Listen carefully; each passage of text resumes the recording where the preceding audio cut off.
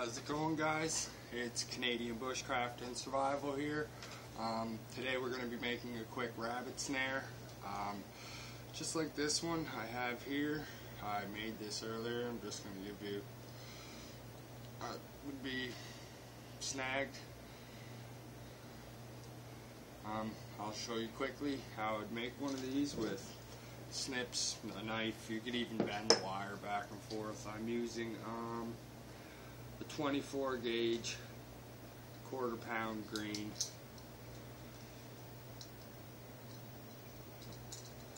So what you want to do first is take out,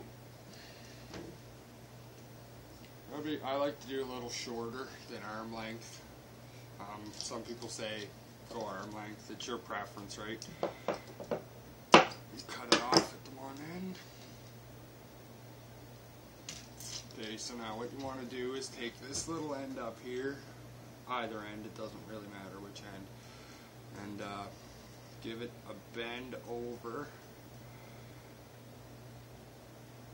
Just cross it like that, kind of like the little breast cancer symbol. But then proceed, just pinch it there. Wrap this right around, just until you get the rest of the slack gone. You'll feel it tighten. Now we have a perfect little loop. So now what we'll do is we'll take the opposite end. We will fish it through. See, I did make this one a little shorter, but again, would be on my trail down here, say. I would have my root anchor in the ground, or a tree, whatever it was hanging off of, so ideally this would maybe be a little longer. Some people use a string on it. I like to just tie my snares directly. I mean, the rope, it's a foolproof method, right? Make it your size. About a fist.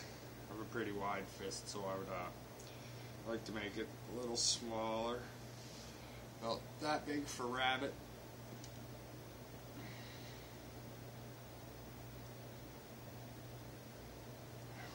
Probably that size for squirrel.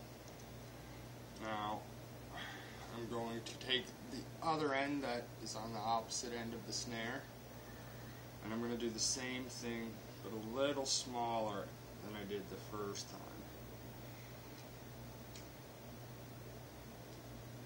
Now, if I was doing the string method, I could do this beforehand, as I did with this snare,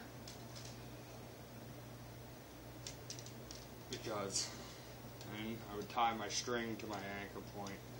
My snare would be sort of far away from it, and then bam, same method works.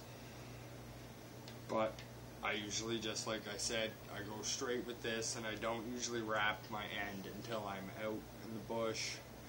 And then I will do this same thing, but around my anchor point, so it's more solid. And then it's going to have to pull the wire out instead of just pop a string, right?